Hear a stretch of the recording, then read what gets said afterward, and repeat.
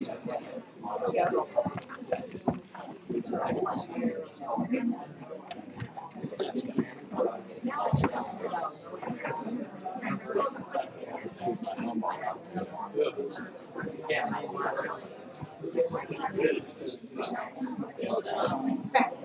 I think we'll get started. And thank you all for coming out. Is anyone looking for a chair to be seated? Raise your hand. Okay. We've got one over here. Got one over here. If you're looking for a chair, we've got one back here in the front. I got two in the back of the break room. So if anybody wants a chair, speak now. Okay, if not, madam, do you need a chair? Two of them, okay? We got two here if you want to come up here. We might want to go that way. Down the main hall instead. So anyway, I want to thank you all for coming out today. And this is the third program in the 2019 Bleeding Kansas program series. So Dr. Ralph, we're halfway done with it. And first of all, I think it's appropriate to recognize some VIPs here today. And of course, Charlene Winter, who's in charge of the great cookies. So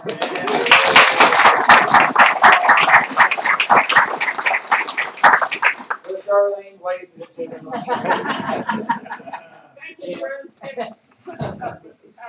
All right, very good, thank you. And my name is Tim, and I take care of the building. This is the 23rd year we've been doing the Bleeding Kansas program series. And we're honored today to have Ralph Monocle here. Ralph's program is titled War on the Border, 1854 to 1865, Kansas and Missouri, or Missouri and Kansas. And Alphabetically, K would come first. And Ralph is a very good friend to Historical Compton, and this is his third appearance in the Bleeding Kansas series. And last year, some of you may remember, Ralph came out and talked about one of his books, the 6 that he's published. I think he's got copies of it here today. The Bandit Rides Again, Jesse James Jr. No, that was actually, the Bandit Rides Again was Jesse's father, the Jesse. Okay, very good. The Bandit Rides Again, Jesse James, Whiskey Head Ryan, and the Glendale Train Rock. Very good. Anyway, Ralph has copies of his books here if you're interested. And he also has a publishing company, Monocle Publishing. And Ralph is a lifelong resident of Raytown, Jackson County, Missouri. Do we have any Missourians here today? Very good.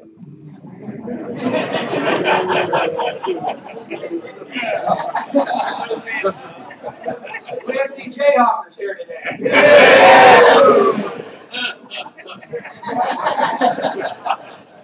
Okay, Ralph earned his undergraduate degrees in history and political science from Rockhurst, summa cum laude, and Ralph received his Juris Doctorate degree from UMKC Law School, and he's been a practicing attorney for 38 years. And is a member of the law firm Monocle Sanders, Racine, Powell, and Reedy, LLC. And Ralph, they have offices in Missouri, Independence, and also in Leawood, Kansas, too. And Ralph has a long-standing record of public service. He served 6 years on the Raytown, Missouri School Board, and was also a president. And then he served 4 terms in the Missouri House of Representatives. And he is past president, current treasurer of the Jackson County, Missouri Historical Society. So with that, I'm going to step aside and give you Ralph A. Monocle, the second historian, living historian, author, and all-around good great guy for Compton. Ralph, welcome.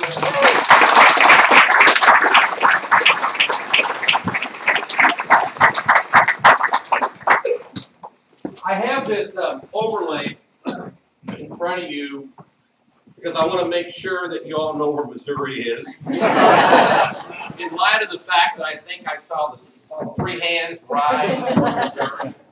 But we're going to talk about this map. And certainly an 11-year time period as a topic is impossible to cover in 4 hours. So I've decided on brevity and we'll limit it to about an hour. Right? Is that about right, Tim? It's perfect. All right. Notwithstanding that, I will tell you I have brought handouts. I didn't make 100 copies. I made maybe 10 copies, but they'll be on the overlay. I want to read, though, when I get started, something that I found that summarizes, in my opinion, the first year. And we'll call the first year 1854 to 1855. And it was written by a New York newspaperman who was in this community in the Kansas Territory in the winter of 1855. And I'm going to add that his commentary was, can you all hear me? I'm sorry. Yes. I will tell you his comments, his editorial was prophetic. And that's the only way to describe what I'm about to read. It also tells you, probably in a good way, a balanced viewpoint. Because I know that MSNBC is very, very non-biased. And I know Fox News is very non-biased. Or you can say they are both very biased for their political position, right? Right. I don't think anybody's really going to question that today. Well, guess what? That's not new. Rags, as they were called back in these days, were all broadsides by a political party. The Herald of Freedom up here in Lawrence was certainly not a very pro-slavery supporting newspaper, was it? And the Atchison newspaper was certainly not a free soil newspaper. So they would render opinions based upon their bias. And it hasn't changed. Oh, by the way, I want to add one more thing. People think today politics is horrible. Nobody can get along. It used to be such a great time that they could work together and compromise. Yeah, let's talk about compromise. I think Aaron Burr, the vice president, think about this, the vice president at Weehawken Island in 1804 shot and killed in a duel the former U.S. Secretary of the Treasury. In 1820s, Henry Clay gets into a duel with Randolph of Virginia. Hey, well, let's not forget what old Butler did, but Brooks, Benton, Thomas Hart Benton, shoots Andy Jackson in a duel. And Andy takes that old bullet with him to his grave. And then what about Preston Brooks when he did Senator Sumner on the floor of the United States Senate with the Gerda perch? Came, boom, boom, boom. So yeah, we've learned one thing. Don't let congressmen carry guns on the floor of the U.S. or canes, for that matter. So I give you that backdrop because I really do want you to know, notwithstanding my nativity in Missouri, both sides were at fault. Both sides committed privations and deprivations, and we're going to go through it today. And I'm going to show you that nobody was without sin. Nobody could cast the first stone. And if you think that your side was right, well, then let me tell you the other side of the story. On both sides of the aisle, I don't take a position. I just want to give you the facts of what really happened. Because when I'm done reading this, I'm going to ask you all a question, and we're going to talk about it for a few minutes, right? But I'm not going to take the question. Let's read this. Winter of 1855. Kansas Territory has already been the theater of too many windy battles in which words, bad words, harsh words, devilish words have been rattled down like hailstones night after night and day after day by interested talkers upon either side who didn't care a brass farthing whether the true interests of the people went to pandemonium or not. Would to God that this great country had some lunatic asylum located in the wilds of the Rocky Mountains, where tried and convicted demagogues from all quarters of the Union could find a home. Let the citizens of the United States take it to heart that the disturbance in Kansas means something. When Kansas bleeds, Georgia bleeds. And it must open its veins. And Massachusetts too. For when this comes to pass, it requires no prophet to foretell a struggle which will crimson alike the Missouri and the Hudson. That was 6 years before the firing, 5.5 years before the firing on Fort Sumter. The crimson and blood that this man was writing about, the author is Douglas Brewerton from New York. Now, would you agree with me? That's a pretty objective statement. He wasn't taking a position that the free soilers are right and the pro-slavery folks were right, because nobody's communicating. They're just using words and no one's listening, and what happens is someday the river will be flowing with blood. All right, here's my question. It's 2019, February 10th. What caused the Civil War? Somebody raise your hand. What caused the Civil War? Slavery. What? Slavery. Slavery. Somebody else? Yes. A lot of other things, territories. All right, expansion. Okay. Economics. Economics. Popular sovereignty. Greed. States' rights. All right. Anybody else want to venture another? We got economics, popular sovereignty. Lack of communication between the two sides. Talk, more talk. What's that line from Music Man? Tickety talk, talk. I don't sing, but I remember. Yeah. All right, but let me give you my view. All of those answers are obviously correct. But the real reason, and let's be blunt, was slavery's expansion. 1820, Missouri was hankering to become a state. Well, Congress was having a problem with that, especially the northern states. Why? Because if you allow Missouri in, you've got an unbalance in Congress over pro-slavery states versus non-slavery states. Notwithstanding, at one time, all states were slavery states, correct? They just slowly abolished it. So what happens in 1820 is Henry Clay, who was Speaker of the United States House of Representatives, and his supporters broker a deal, including Thomas Hart Benton, who was the territorial senator from Missouri at the time, not the painter, his grandson later on, or great nephew later on. But what was the Missouri Compromise? The Missouri Compromise worked for 30 years because it resulted in what became the unwritten but spoken gag rule, which I'll explain in a moment. 1820, we get this great deal. Missouri will become a slave state. We're going to let it in. It's already been a slave territory, so let it come in. Let's take the top part of the largest state in the Union, but the largest state in the Union at that time was certainly Massachusetts, and cut off the head of Massachusetts and make it into Maine, correct? Okay, you're spot on. So now we have a balance. But even when that happens, guess who gets admitted to the Union first? Not Missouri, Maine. Because there was still a fight over the Constitution of Missouri. Once Missouri becomes a state in 1821, the deal is the Louisiana Purchase territory will remain undeveloped. No settlement except for the natives that live there and a few military posts. And that really worked pretty well. And the gag rule was this. Nobody talk about that peculiar institution.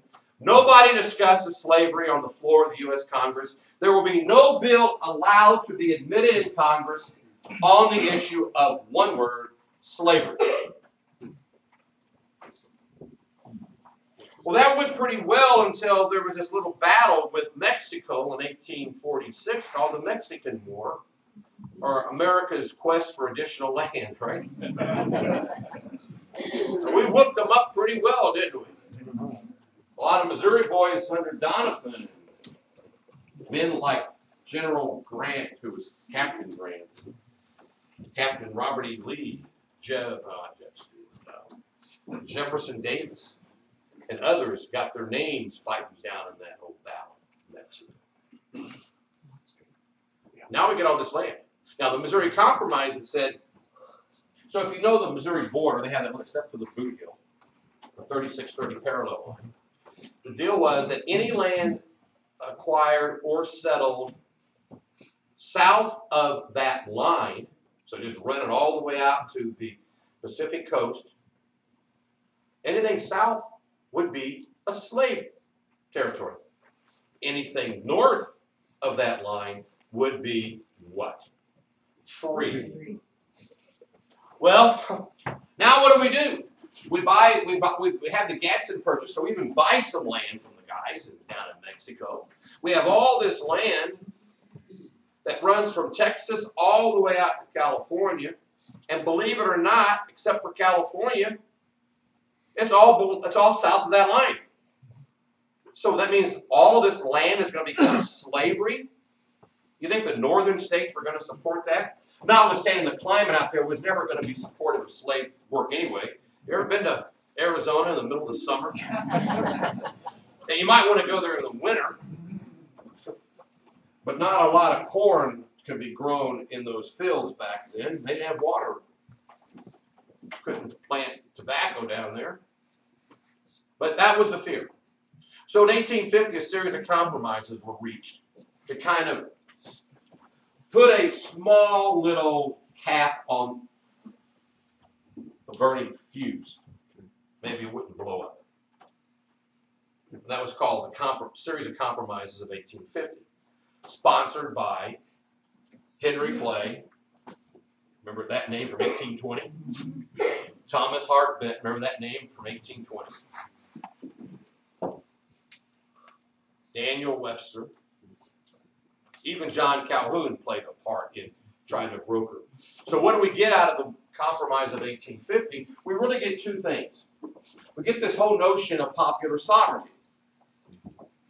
Popular sovereignty. We'll let the people of the territory decide whether or not it becomes a free or slave state by the vote of the people. Let the people decide. What a great democratic thought. So beautiful. And then we have the sword that went into the gut of all Northerners called the Fugitive Slave Act. You take my slave, I'm going to be able to go up from Georgia into Massachusetts, and I'm going to get the federal troops to support me in bringing my slave back to Georgia. Well, that was a pill that the North couldn't stand. But 4 years go by, and who said economics? All right. Now we're getting to, but up to this point, can we all see where slavery's ugly name continues to percolate or remain in a bottle? The gag rule, the Compromise of 1850. Douglas, who was also part of the Compromise of 1850, he is determined to build a railroad to San Francisco and Sacramento. And guess where he wanted the railroad to go through? The north. And then there's this guy who happens to be the Secretary of War, who had been a former United States Senator. He's the Secretary of War under Franklin Pierce, our 14th president.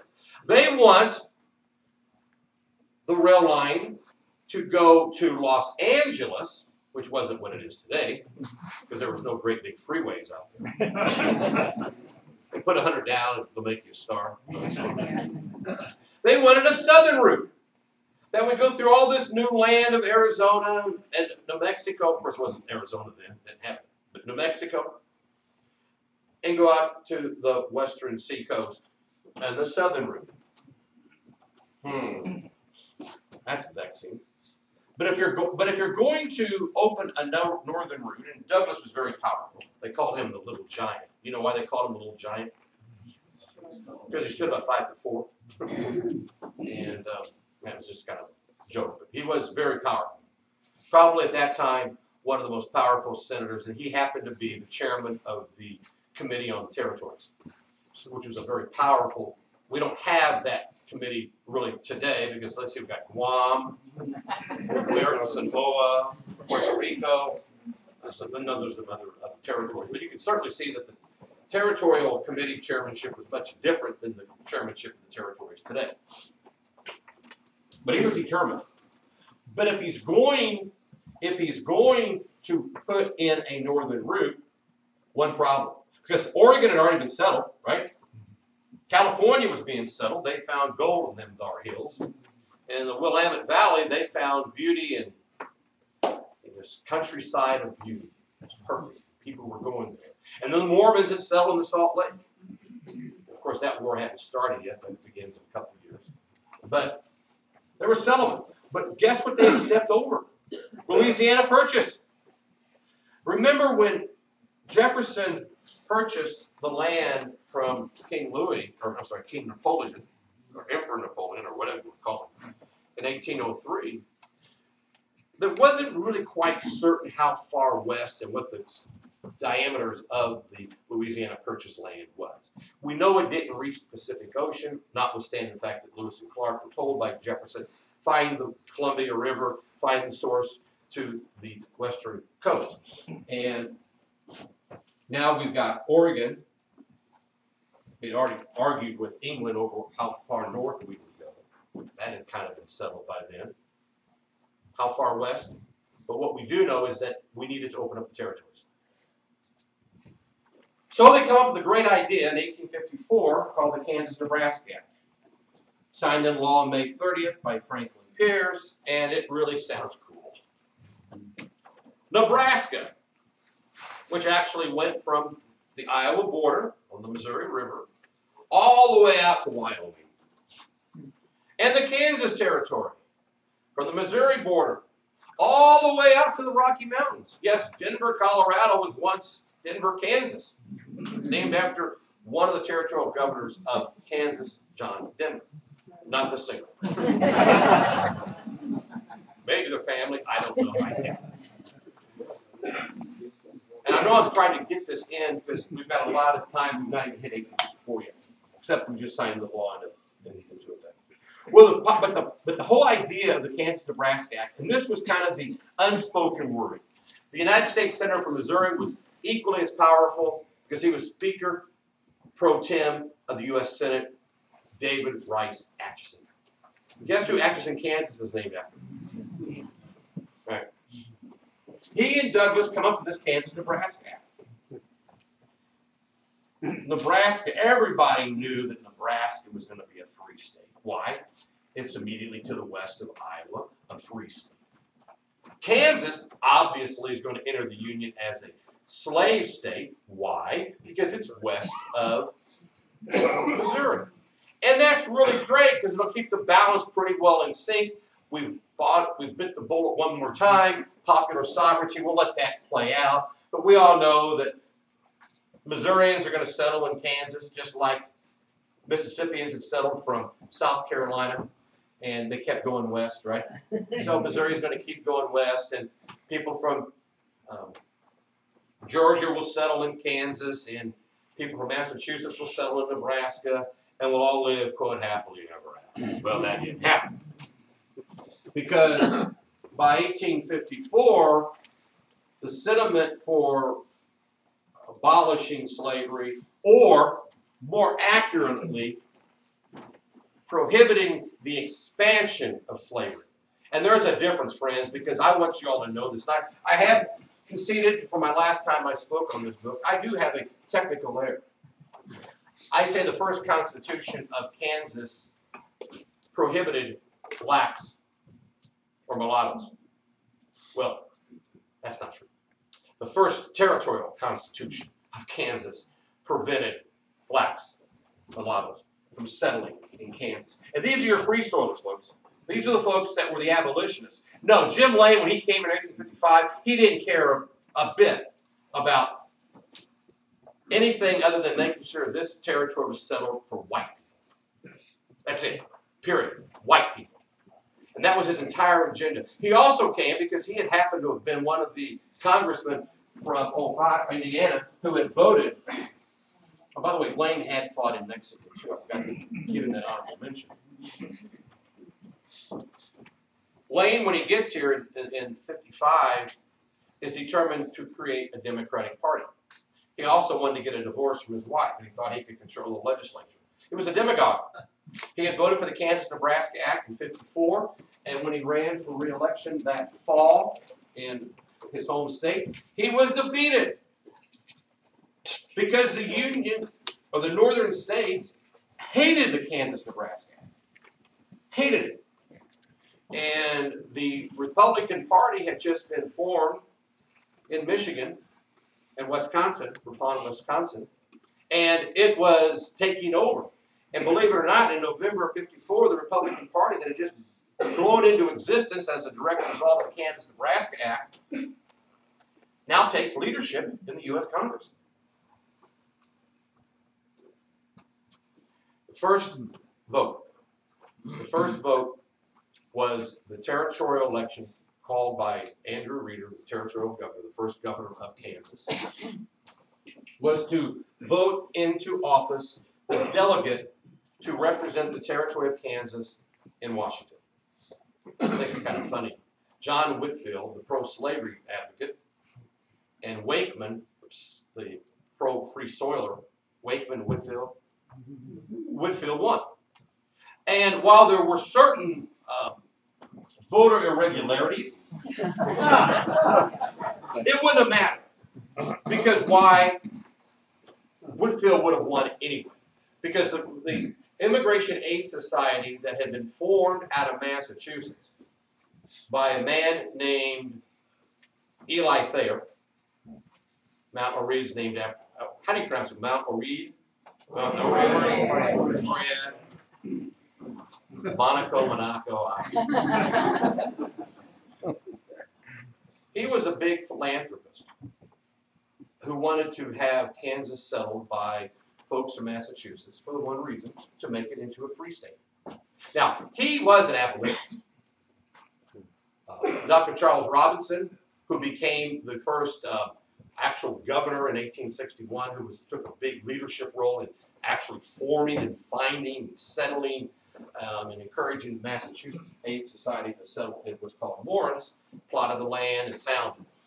He had been a congressman from California, had been in Missouri, thought he was a perfect guy for the job, knew the land. And so he plots his land out, and he calls it Lawrence after Amos Lawrence, who was a big philanthropist who was also giving money. But Dr. Charles Robinson was not an abolitionist. He was like Jim Lane. They did not want the expansion of slavery. Lincoln wasn't an abolitionist. Lincoln was just against the expansion of slavery.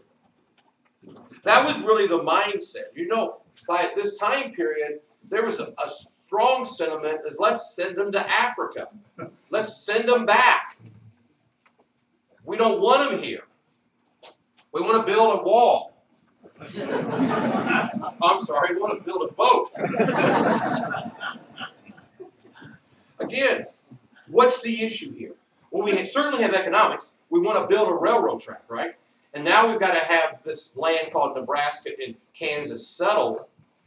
But what upset the apple cart was, oh my gosh, the folks from Massachusetts aren't going to sit by. And what's Main Street called in Lawrence, Kansas? Right. Think there's a reason? We're going to settle. And by God, we're going to take the fight to the Missourians. We're not going to let you win. So Jim Lane comes out here. Then this guy named John Brown, both he and Lane happened to come to Kansas in the same year of 1855. So what's the issue? Is it economics? Partially, yes. Because by the time you get to the 1850s, especially the mid-1850s in Missouri and Kansas, they apparently didn't build a wall between Europe and the eastern seacoast. Because why? We had a slew of what the Missouri boys would call Dutchmen, even though they were from Prussia. The Germans had settled. The joke was that in the mid-1850s, you go to St. Louis, Missouri, you'd be asking yourself, am I in Heidelberg or am I in St. Louis? Because there was actually a quote, there were more Dutch-speaking Dutchmen in St. Louis than there are English-speaking people. That's your first, from the 1830s, really through the 1850s, you had a large immigration of Germans, Prussians, to the United States, settling in St. Louis. And then you have a second group, the mix, as they became affectionately known as. Any Irish here in this room? 1, 2. You're not proud of your ancestors? You don't like to eat potatoes because you certainly couldn't eat them in Ireland at that point in time. Well, the Irish come across, and they're settling in Boston. Now, the Irish were primarily Catholic, and all of Europe had already abolished slavery. Slavery was gone by 1850 in the European states. Most of the Germans that came over were either Lutheran, or as the nationalists would have said, in this, the Papists, the Catholics.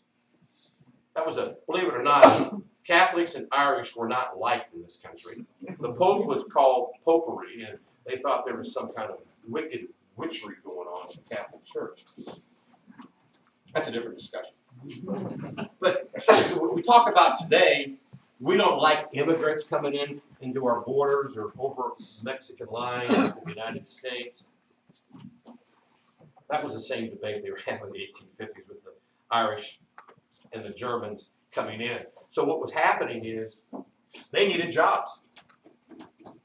Like how many white people today work on houses and build roofs on houses? How many work in the service industry? But they certainly have a lot of Hispanics, right? I mean, this is a factual statement. I'm not even giving a biased opinion. Well, that's what was going on then. The Irish are coming. The Germans are coming. They were taking the jobs like today the Mexicans take the white man doesn't want, the white woman. Well, that was what was going on there. And because of this large population, slavery was losing its value. So what was happening in Missouri, especially out west, was the western part, and St. Louis, for the most part, slavery was dead. It was the first great, they called the first gateway to the west, but it was really also the end of the big eastern states, because it was the big city that was banking, commerce, and settled by Irish, settled by Germans, large Catholic population, and they were very anti-slavery. Again, that same word keeps popping up. Out west, what was the slave owners doing? They would lease out their slaves. Some of them would lease them out so that they could work in the general store in the town. And then what they would do is they would hire the Irish to work their plantations. Now, this is more common in the western part of Missouri than it would be, say, in mid-Missouri. But in western Missouri, you would lease your slaves out to the riverboat captain. You would hire the Irish. Now, why would that be? Well, you ever heard the phrase a dime a dozen? That's actually a derogatory reference to the Irish.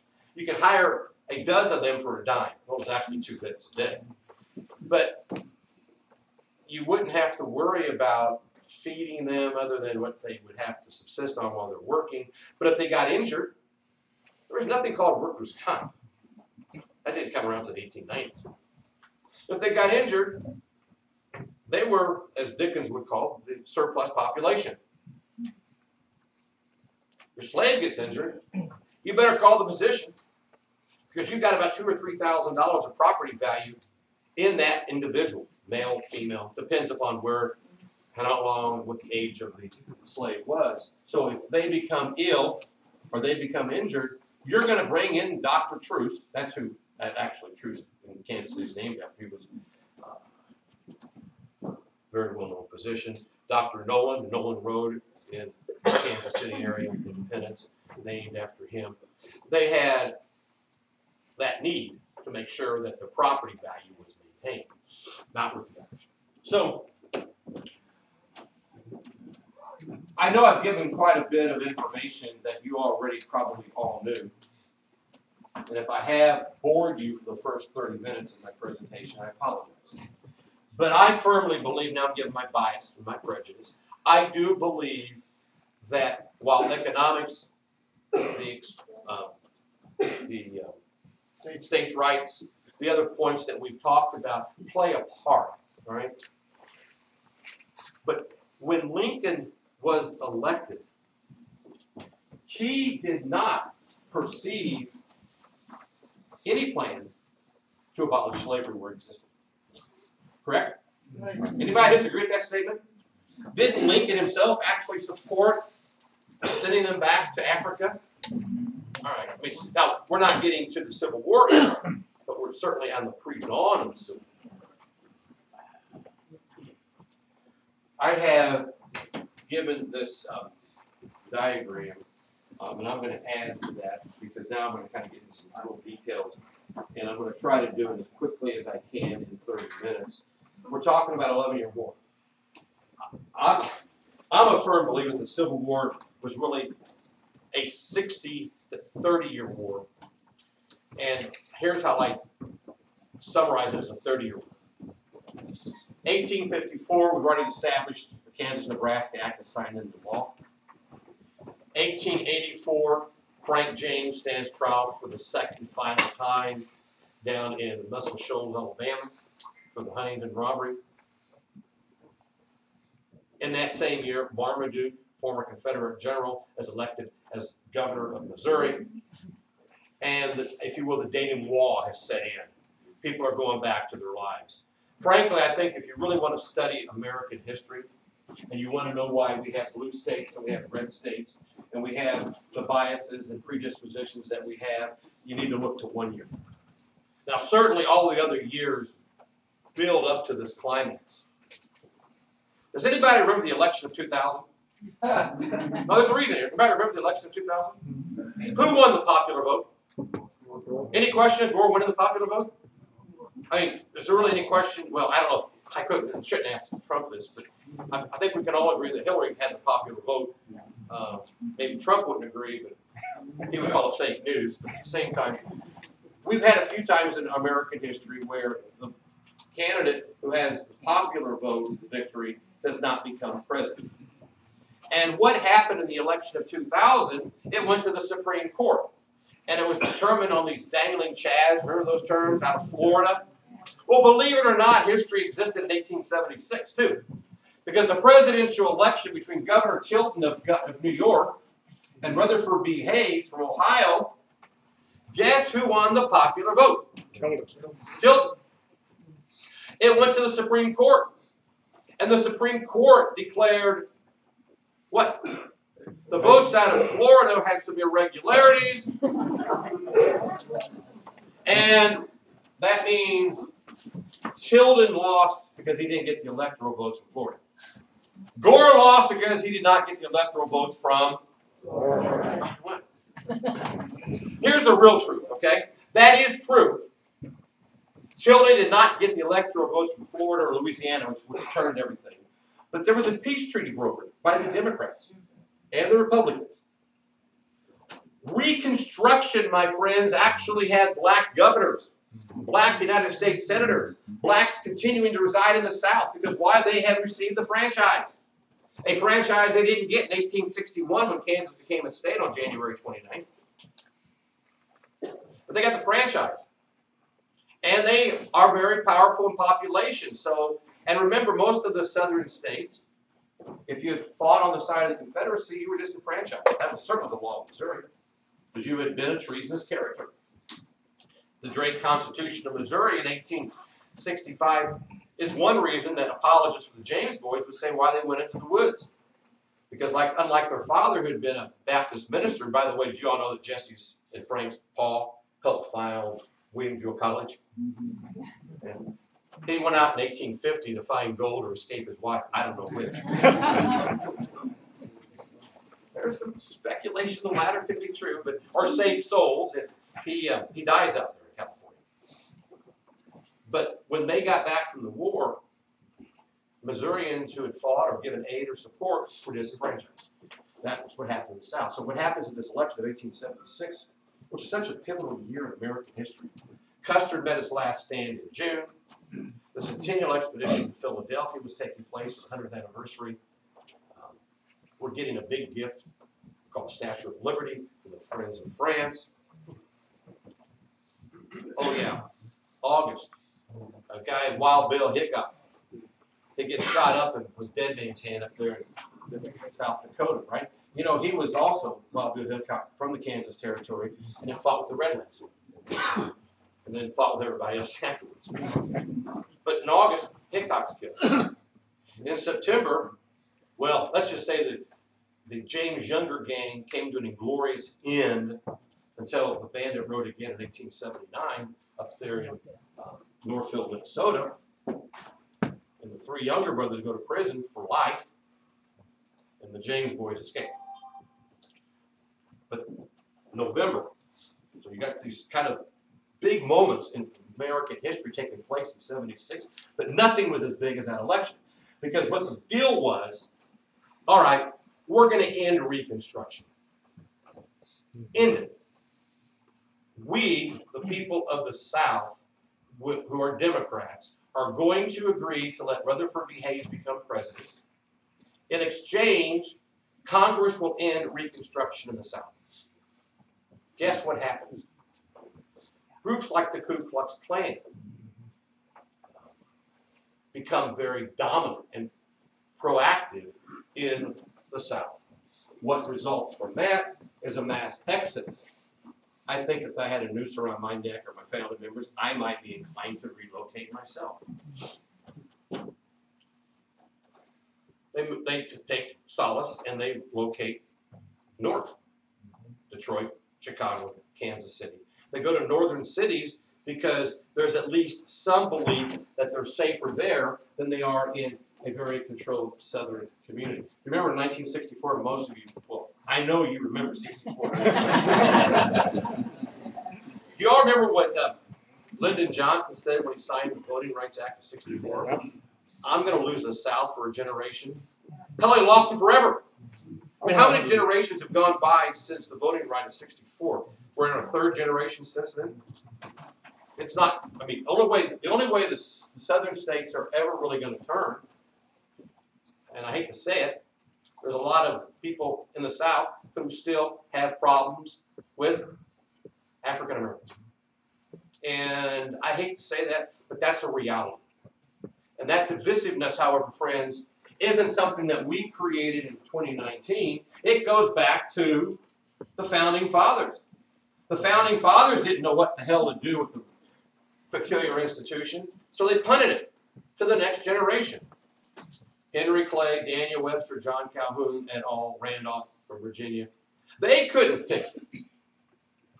So what did fix it is what our little author at the outset said, the crimson blood of the North and South will stain the Hudson as it will the Missouri. The blood. We had one person killed in the election in November of '54. Whitfield certainly was going to get elected regardless. Then we have the next enclave, the territorial election on March 30th, 1855. And there I will admit that David Rice Atchison, who was still the United States Senator, well, at least a successor had not been elected. Henry Geyer and Atchison were the two United States Senators. Geyer from St. Louis, a former Whig. Atchison, a Democrat from the West. Atchison, Claiborne Fox Jackson, John Reed, and a slew of boys who had experience in Mexico go over into Kansas with Bowie knives and pistols and shotguns in hand, and by God, they're going to make sure the Kansas territorial election is won by slave supporters, the expansionists. Oh yes, there were sizable irregularities. Where there were some irregularities in November of '54, there were sizable irregularities. But the real reality is, folks, there were still a lot more Missourians who had settled in Kansas than had come from Massachusetts. And if you'd thrown out all the bad votes, the pro-slavery legislature would have been elected. That's a fact. You throw out all the bad votes, they still would have won just as they did in November of '54. It's a large topic to cover. But Charles Robinson, Jim Blaine, at all. We're not about to sit back. So as Lecompton becomes the territorial capital of Kansas, you've got these boys in Lawrence and their Topeka Convention in Shawnee County. By the way, you know what Douglas County is named after? Okay, well, just make sure. Guess who the Shawnee is named after? Indians. Hey, did you all know that Tecumseh, you know, he was killed in 1811? Yes. He was, his brother, the prophet, is actually buried at the Shawnee Mission in Mission, Kansas. Yeah, he's buried. He was part of the first, well, part of the Jackson plan to move people west, people Indians specifically. So, Tecumseh was a great Indian who was trying to form a confederation during the War of 1812 to fight with the British in the Second War of Independence, if we like to really call it what it is, the Second War of Independence. But so the Kansans are trying to form their own competing constitution. And by 1856, we now have blood, and we have battles, and we have armed combat that began at the Wakarusa. There have been some splattering of fights, boundary disputes, claim disputes, slavery expansion disputes, but when a slave man was killed by a pro-slavery man, and they went to arrest, well, after this happens, Coleman and Doyle, they get in a fight. One's killed, the slavery guy's killed. The Union boys kind of start retaliating. Not sorry, the Southern sympathizers begin to retaliate. Well, in more unison, what do we see happen? The boys from Lawrence start literally burning settlements that were pro-slavery settlements. Most of these folks didn't have slaves. I mean, they really didn't. They just was their history. It's where they thought their loyalty should lie. So then the Missourians find out that Bronson, a guy named Bronson, was really behind the burning of these settlements.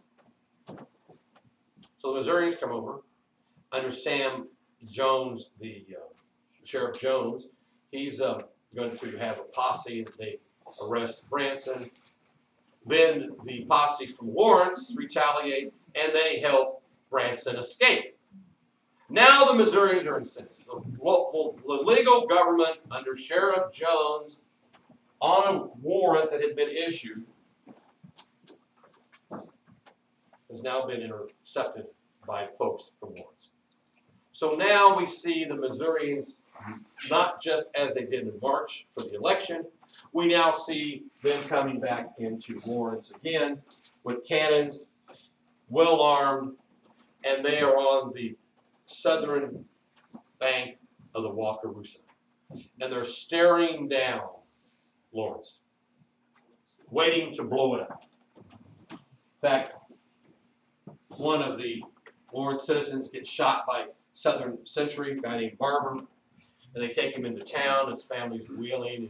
It's kind of it's a horrible deal, right?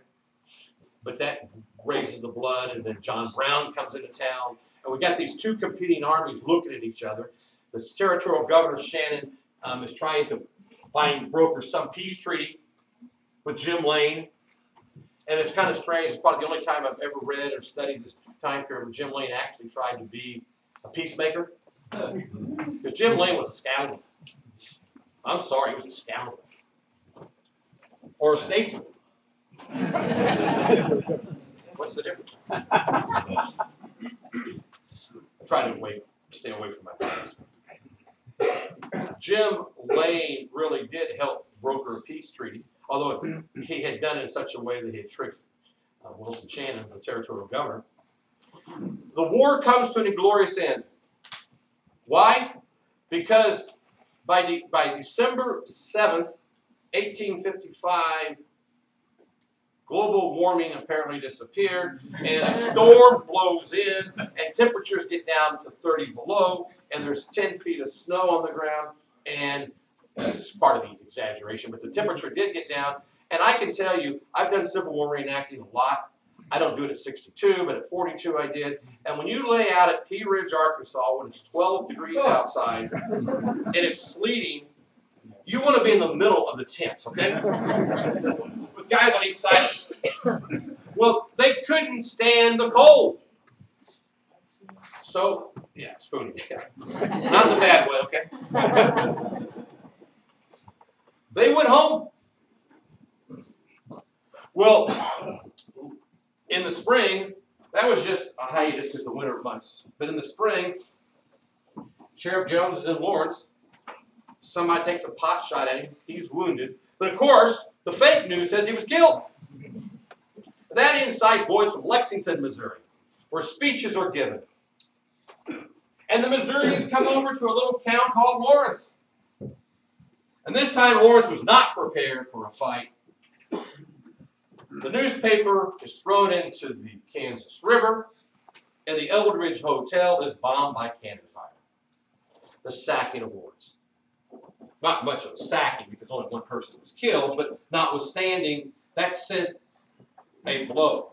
Well, that was on the heels of the rape of Kansas, the crime against Kansas that Sumner had given on the floor of the United States Senate, right? Which resulted when he said that the harlot slave is the mistress of the South.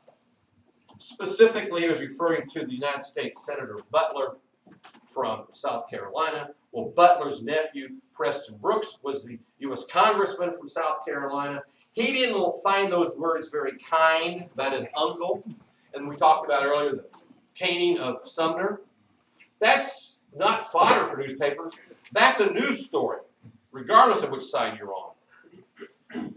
So Sumner's been caned. The rape of Kansas was a crime against Kansas in Sumner's speech. The sacking of Lawrence. John Brown responds. You know, Osawatomie John? Osawatomie John responds how? Potawatomi Massacre along the Potawatomi Creek. Doyle and his two sons and two other neighbors are literally killed in the middle of the night. Well, that didn't go too well for them now, did it? Mahala Doyle actually ends up in Lexington. And while in Lexington, she tells her tale.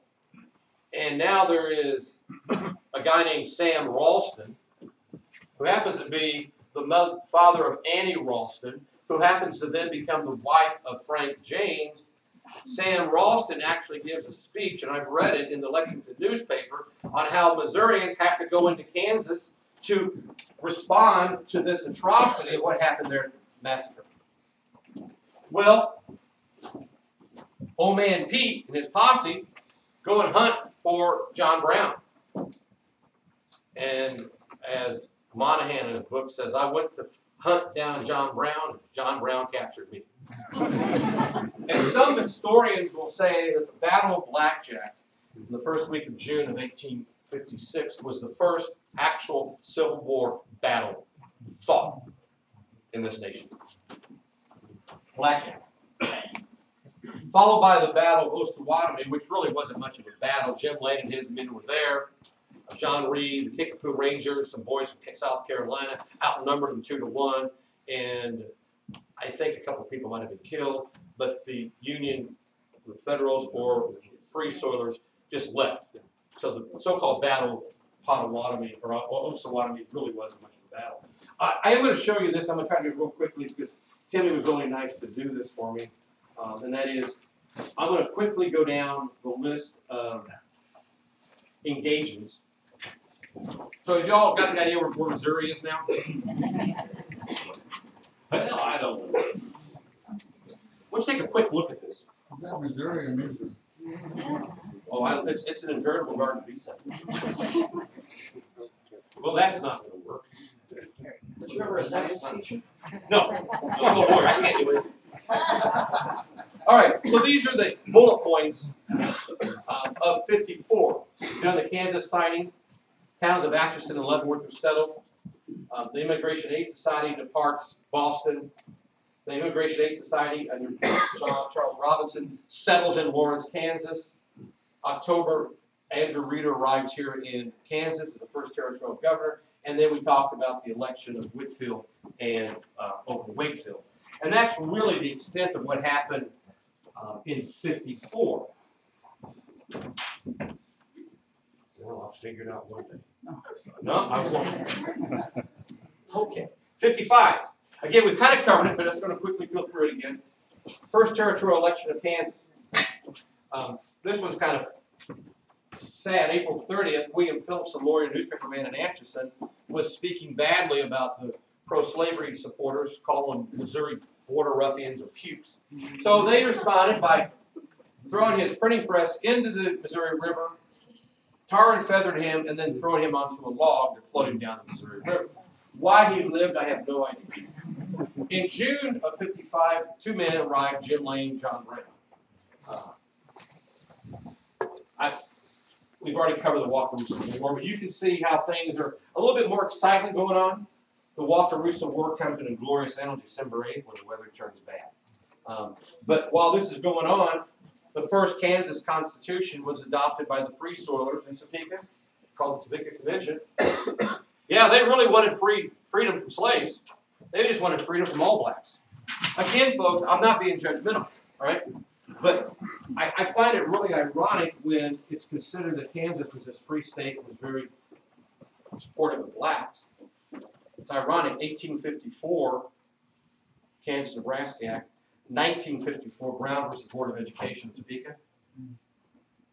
Separate but equal, was inherently unequal. So Kansas plays a significant role of the 100-year chapter of the slavery issue. I'm still upside down. There we go. All right. Now, again, I'm trying to do this real quickly because I'm mindful of my time not very well, apparently. It's 2:41, right? All right. We talked about the Kickapoo Rangers crossing over to challenge the election. The Kansas Free Soil election is held on January 15th of 56, one killed. Sheriff Jones is wounded. But I want you to take a look at this year. I didn't cover, I couldn't put it all on one page. We're talking about the Battle of Blackjack being the first battle, right? There was the Battle of Franklin. About 85 Free Staters staged a pre-dawn raid into the town of Franklin. One slave supporter is killed. The Battle of Fort Saunders. Now we talk about forts. These are not really forts. They're just earthworks that have been built up around a farmhouse, but they become battles. Battle of Fort Saunders, where slavery supporters under Saunders and his property near Washington Creek are attacked by Lane's men, and they force the Southerners out of their home, and they burn down everything that surrounds the property owned by Saunders. What's that? Where was that Fort Saunders? Timmy. Washington Creek, it's over by Douglas State Lake, south of Clinton Lake. Yeah. Okay. I knew he would know it more specifically because I'm from Raytown. So I look at it. No, you can see it. We can see it. There you go. Okay. All right, now we have the next one. Again, see how this is all going real quickly? Boom, boom, boom. Battle of Fort Titus. Right over here. Right. Actually, the history story was it was about 2 miles south of Lecompton, and that's really pretty accurate because it wasn't actually where it is now over here. And Lecompton, folks, is on the river at this point in time. If you haven't had a chance to drive to the dead end, you'll see that the Democratic headquarters that was there then, which ultimately becomes a pay depot for the trains going through, was right there nestled on the southern bank of the Missouri or the Kansas River. It's really a majestic sight. So Fort Titus would be about 1.5 miles, 2 miles south of that venue. Again, we have a battle. Fort Titus is seized. Again, it's really a strong log cabin. About 8 people were killed, something in that price range. And once again, the men under Lane and the other free soilers destroyed the property. Sam Walker and his boys. And Sam was a very vindictive man, and he was as fire and brimstone as Lane was, as James Montgomery or Doc Jennison, all those guys would become. So if I can see it, you can see it. So if I can't see it, it's a little close. Now let's look at 1857, right? Oh, by the way, I put this in here because I find it really interesting. After Preston Brooks takes the cane to Sumner, the U.S. Congress does the right thing, and they vote him out of office. He's expelled as congressman. Well, they hold a special election in his district in South Carolina, and guess what happens in that special election? Brooks is reelected. Then Brooks runs again. He was reelected for the seat he was expelled from. Then he runs again in November of 56. That's every 2 years, right? He gets elected again, but this time he dies before he can take his position in Congress. Again, you can see now what I find really intriguing. We're going through the political debate between the Lecompton Constitution here, the Topeka Constitution, then we have the Wyandotte Constitution Convention, and Congress is trying to debate, what the hell do we do? Which one do we believe in? Buchanan supporting the Lecompton Constitution. Well, he's not much in the majority on that. Even Douglas rejects, Senator Douglas rejects the Lecompton Constitution. We have territorial governors leaving and coming in Kansas, kind of like people change their underwear. Not quite that often. They didn't bathe very often. So by December 21st of 57, Kansas overwhelmingly approves the pro-slavery Constitution. But the free soilers don't participate. So you win because no one participates. 58. I know what I'm supposed to do. So we have another vote. And this time, in January 4th of 58, the pro-slavery supporters don't vote. And the Topeka Convention is voted on by the free soilers by a nice vote, 10,000 plus to 138. However, President Buchanan once again supports his support of the Lecompton Constitution. Now we have the assault on Fort Scott. Fort Scott had been a military post during the heydays of the 40s. In 1854, the fort was auctioned off, and one of the quarters had become a hotel. Jayhawkers under James Montgomery raided the settlement and probably would have burned it to the ground because it was a pro-slavery community, but for U.S. troops intervening. The raid into Mirror Mountain River Valley. This may have been the first actual, at least by some historians' accounts, of Kansans coming into Missouri. And they were. They were coming in for one reason, steal property. Lawrence was often referred to in newspapers as the citadel of stolen property. You can certainly see your organ or your piano on the back of the wagon as it went towards Lawrence. Or you can find your slaves following along back to Kansas. So once again, and this river valley is down by Bates County. So Jackson, Cass, Bates. Missourians retaliate. This is probably the first major atrocity of just cold-bloodedness, and it would not be the last.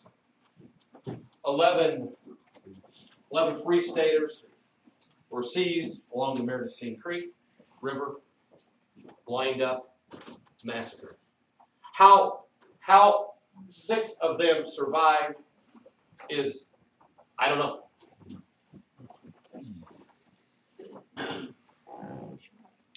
This is an interesting one. June 3rd, Lane shoots and kills his neighbor, Gaius Jenkins. I wouldn't really want to cross Jim Lane. He was maniacal. I mean, he was certainly maniacal.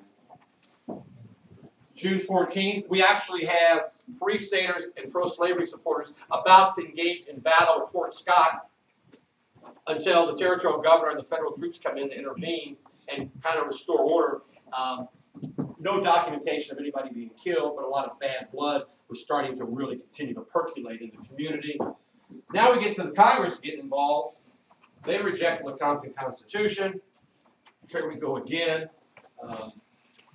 We have a new territorial governor. And then on December 20th, our long-suffering victim, John Brown, or a terrorist, again, you decide. Slavery was legal. John Brown goes into the little Osage in Vernon County, northern Vernon County, and he takes 11 slaves back to Kansas, takes them to Canada. John Brown has a fate or a destiny at Harper's Ferry later the next year, October. This is the historically known date of John Brown's departure from his reign of power in Kansas. And so Brown's here about 55, half of that year, 56, 57, 58. 3.5 years of John Brown's power in Kansas. I will tell you that most of the free soilers did not like him. They thought he was nuts.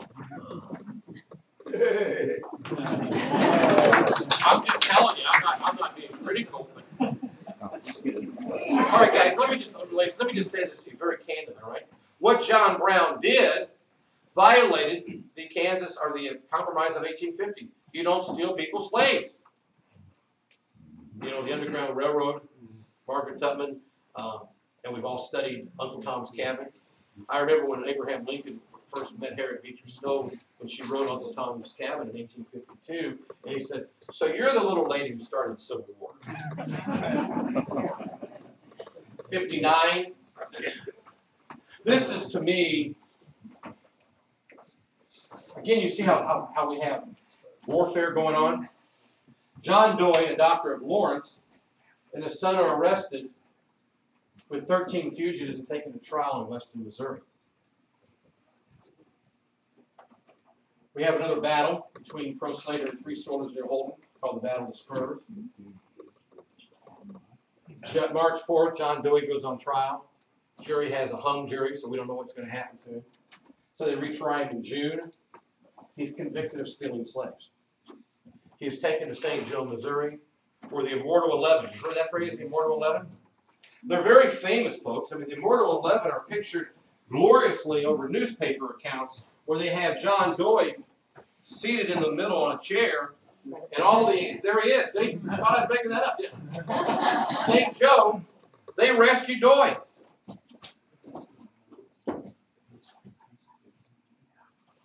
All right, so 1859, Abraham Lincoln arrives in Kansas at Leavenworth.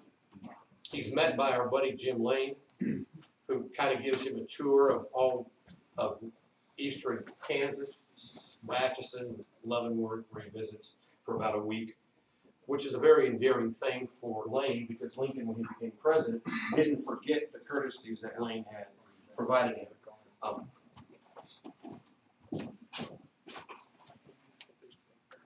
All right, it's 3:06. I'm sorry, I didn't get to 1860 to 1865. Another 15 minutes? Keep going. So 15 minutes to cover 5 years.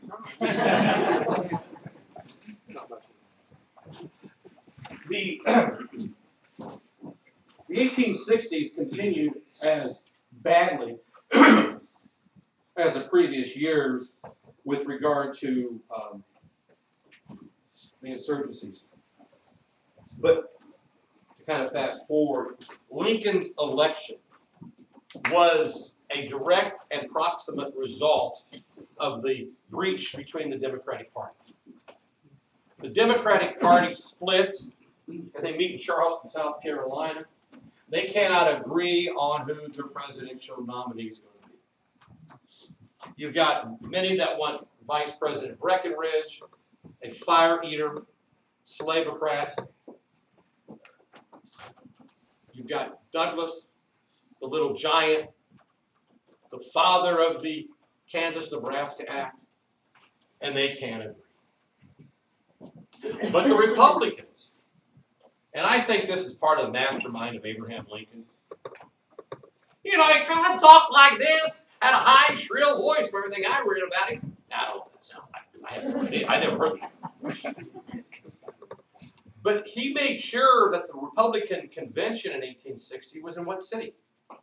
Chicago. That's pretty impressive because he could broker his men to get him nominated, and I won't get into the intrigue of that, but he certainly was nominated as the Republican candidate. Well, the Democrats get split. Breckinridge gets nominated in Baltimore. Breckinridge gets nominated by the pro-slavery expansionists of the Democratic Party. In Baltimore, we get Douglas nominated by the Northern Democrats. Then we even have the old American Party, former Whig man John Bell, the senator from Tennessee, who was very powerful, and he took the role of the constitutional unionist, which meant what? You can't secede from the Union. But they didn't take really a position on slavery because the Whig Party in 1856 had actually come to an end after the KansasNebraska Act because that party split in half over slavery again. If I haven't said the issue of slavery throughout my presentation today, then I haven't made my point. And it's not a biased point. Those are just facts. Right? So the old Whig guard nominate John Bell. When the election takes place, Lincoln, I think, received 2 votes in Jackson County, 0 votes in Clay County, and a spattern of votes through western Missouri. He did pick up quite a bit in the German settlements in St. Louis. The only state that Douglas carried was Missouri. John Bell actually finished second in Missouri, but he only carried a few states. So at the end of the day, with the Democratic Party so split, the Whig side, former Whig with John Bell ciphering off votes, Lincoln becomes a minority president. Because if you add up all the votes that were cast, Lincoln didn't have the majority. But he had the majority of the electoral votes. When he gets elected, South Carolina secedes. And then the tumbling effect takes place. Now, I don't know if you all know this. Missouri, Claiborne Fox Jackson, who had announced, the governor of Missouri, that he supported Douglas in the election, he spoke for Douglas, but he quacked for Breckinridge. And when South Carolina secedes from the Union, Claiborne Fox Jackson is clamoring for Missouri to secede. He wants to see Missouri secede from the Union in the worst way. So he calls a constitutional convention. 3 delegates from each of the 33 senatorial districts of Missouri. 33 times 3 is 99. 99 men are elected to this constitutional convention. The convention convenes in Jefferson City in February of 1861. And at that point, they elect Sterling Price, the former governor of Missouri, former general during the War of Mexico, who was from Sheridan County, Missouri, part of the old Missouri River Valley slave supporters. They elect him governor of the convention, or the providing officer, speaker of the convention. That's the first thing they do. Second thing they do, they vote to adjourn and reconvene at Merchants Hall in St. Louis because it was too conflicted in Jefferson City over the issue of slavery and the expansion. So in March of 61, believe it or not, there's an amendment offered on a bill that was pending for the convention. Do you know what the vote was in Missouri on secession? 98-1. 88-1. 98. Yeah, no, 80, because there were 10 that were 10. 10 were 88-1. Dr. Black from Kentucky is the lone holdout that voted for secession. Even Sterling Price voted against secession. So if you ever hear that Missouri seceded from the Union, that's not true until they went to the SEC. I'm sorry. I love being able to say the border war is coming again. Yes. Missouri secedes from the Union by going to the SEC. Do you all agree? Yes. Because if you're an SEC state, you're in the southern realm of the Civil War. Where does that stand? Southern. Southeast Southeast Conference. Oh, okay. That's Southeast Conference. SEC. Sports. It doesn't matter, but it is kind of funny irony. Missouri did not secede from the Union.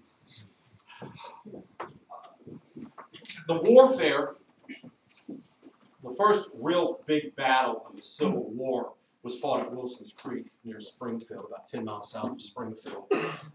By then, guess who's in command of the Missouri troops called the Missouri State Guard? Sterling Price. Now we have troops from, we have State Guard from Arkansas, and we have Confederate troops from Texas, and some from Louisiana that are at the Battle of Wilson's Creek. Price defeats Nathaniel Lyons, who had been the captain at Fort Riley, he was as maniacal for the federal cause as Jim Lane was for his own cause. I mean, frankly, folks, Jim Lane only cared about one thing. Jim Lane.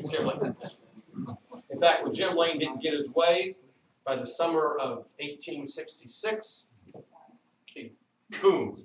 But even in life, shoots himself in the mouth. But even in life, he's bigger than life because it took him 10 days to die. Well,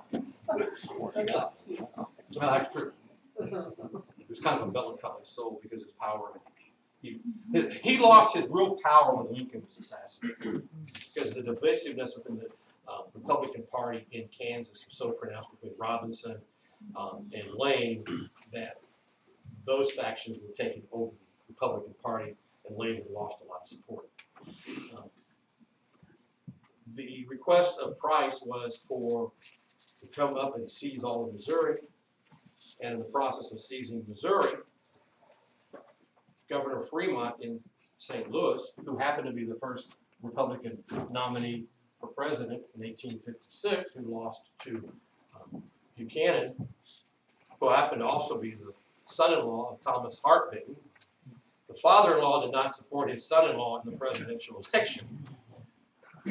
But Fremont has become the commander of Missouri, and he orders Jim Lane and the Lane Brigade to intercept Price because the Confederates from Texas and Arkansas, or Texas and Louisiana, and the State Guard from Arkansas wouldn't venture any further north into Missouri. So Price was on his own. So Lane was ordered.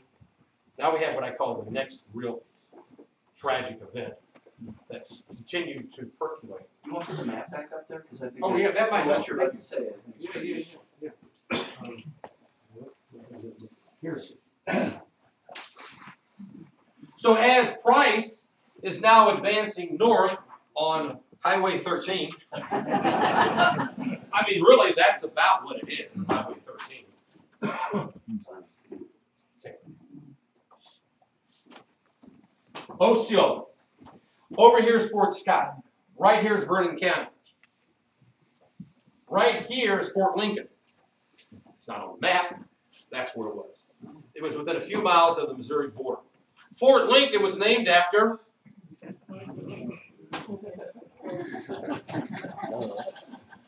that's the base where Lane and his troops held out.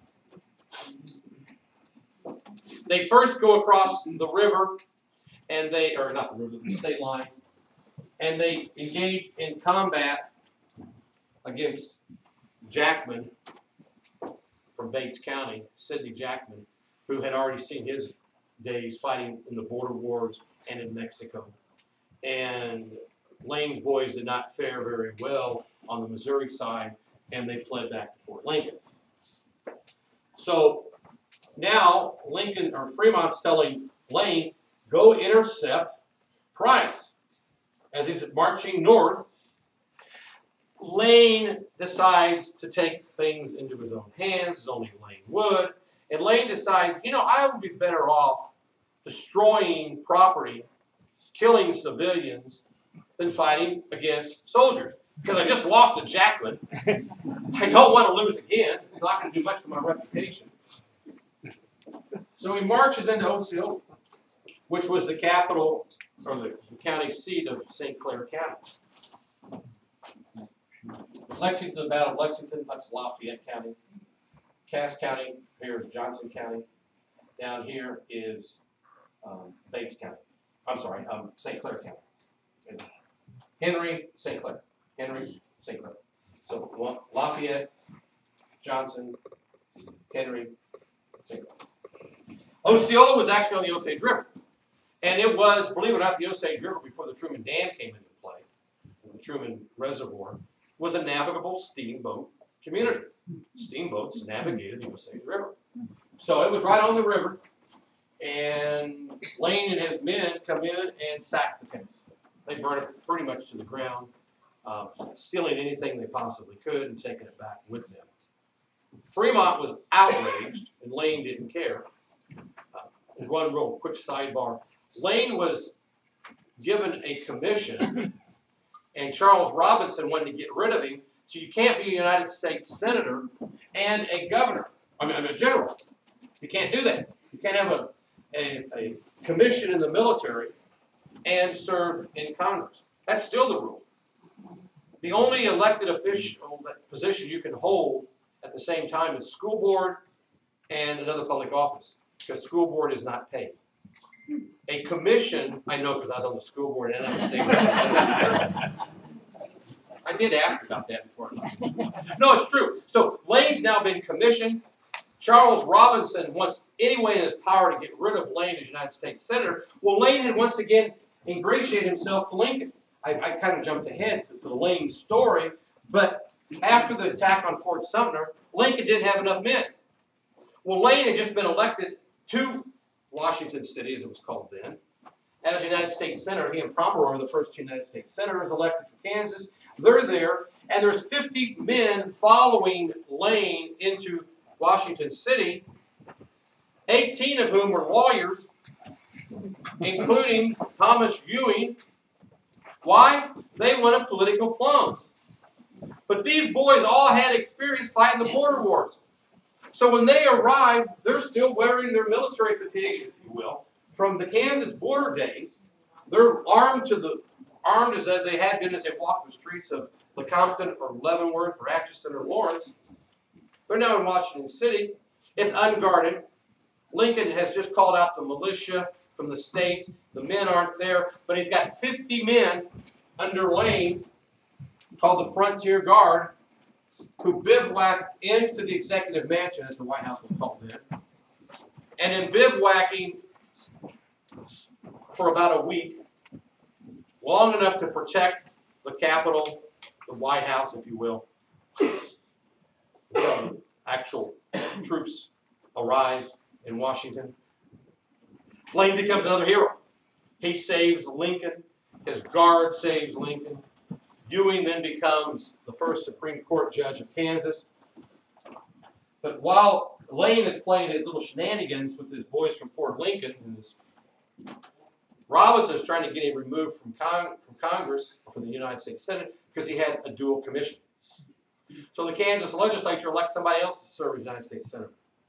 It goes to the vote in the Senate, and by the way, the Senate certainly loved Jim Lane, because the president loved Jim Lane, and they said there was no reason to kick Lane out of office because he never had accepted his commission as general of Lane's army. That's what they said, and he stays in office and whacks himself in 1860. Okay, long story short, the worst part of it actually just continues. We have the atrocities at Lawrence on August 21st, 1863, where 200 people were annihilated by Quantrill guerrillas. Quantrill's men first raided into Kansas after Osceola. I will say, if you want to say who crossed first before the guerrillas came over, it was certainly this incident here. But after that, it was back and forth. Both sides committed atrocities to one another. And by the time you get to the massacre at Lawrence, which it was, 200 people were killed. It's awful. And the provost marshal for Jackson County, a man named Abram Come-and-Go, who had been a Whig his entire life, who became provost marshal because he had voted not to secede from the Union, the Constitutional Convention, actually writes a letter to Lincoln asking for the removal of General Ewing. Ewing, by then, the Supreme Court justice, had become the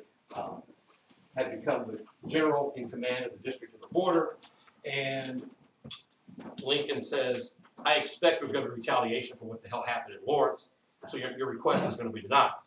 So Ewing issues order number 11, and the worst part about order number 11 was not just that it ordered all the folks in Jackson, Cass, Bates, and Northern Vernon, see right down here,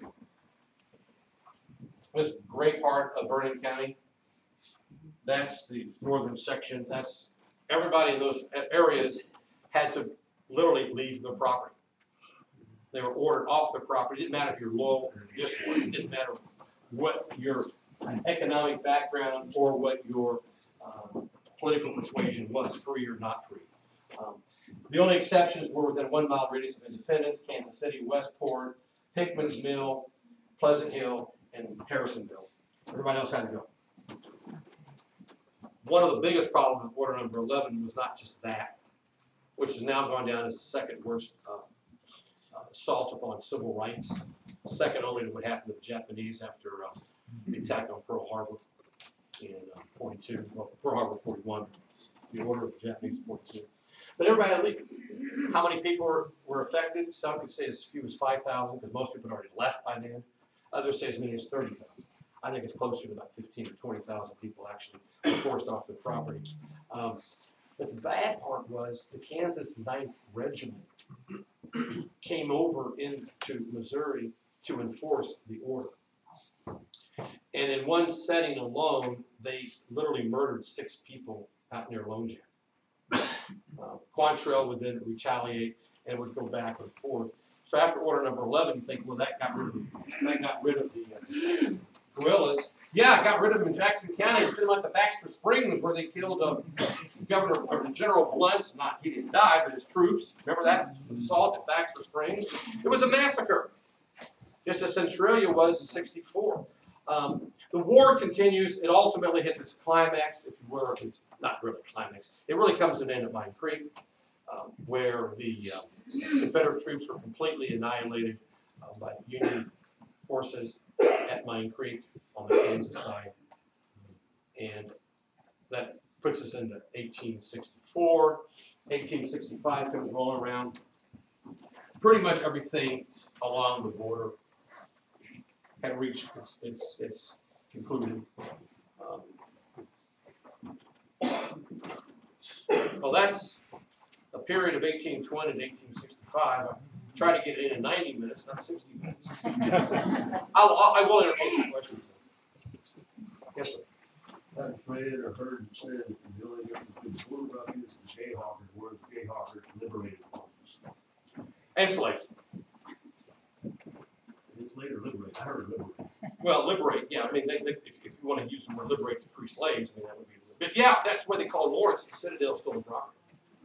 And you're absolutely spot on. Now, the word red leg, just as an example, the Jayhawk that term was used in the 1850s. The term red leg, however, did not become a term until 1861. Right after Lincoln is elected in 1860, Jennison and his men drive into Independence and corral all the people in Independence on the square in Independence and threaten to annihilate and execute everybody in the town if they were going to show any Southern sympathies. Well, Independence had been a pretty Southern community. And they corral all these people in the square of Independence, threaten them, and they break into the mercantile store they find a lot of red leather material. And the red leather was then stolen by Jennison and his men, and it became the famous red legs, where they'd strap them around below their knees to protect their boots from the mud, and that's how they got the nomenclature red legs. That was a raid on. And the next part of their raid was into Bates and Vernon County. This is after Lincoln's election, and Marcellus Stewart, the governor of Missouri, had to call out the militia in Missouri to line up against the Kansans. And this is December to January of '61. So you can see that Missourians had been at war with the Kansans. The Kansans had been at war with Missourians, even as late as the month in which Kansas was going to become a state. And there's only really one reason why Kansas did become a state in '61. You know, I want to venture a guess as to Sure. The Confederate senators left the Congress, Right. so that made a majority. Right. Pretty simple. Isn't it? Yeah, real simple. Yeah. Anybody else? Well, I'm sure there's a lot of questions that I have, but I really want to appreciate you all for sitting through my lecture today, and I appreciate you guys participating in the question and answers. It's a very tough subject, but I think that if we could learn one thing and one thing only, let's learn to communicate with one another. You know, celebrate our differences, respect our differences, and so disagree agreeably if we can. Twitter. Okay, so please be. What was that thing that we had?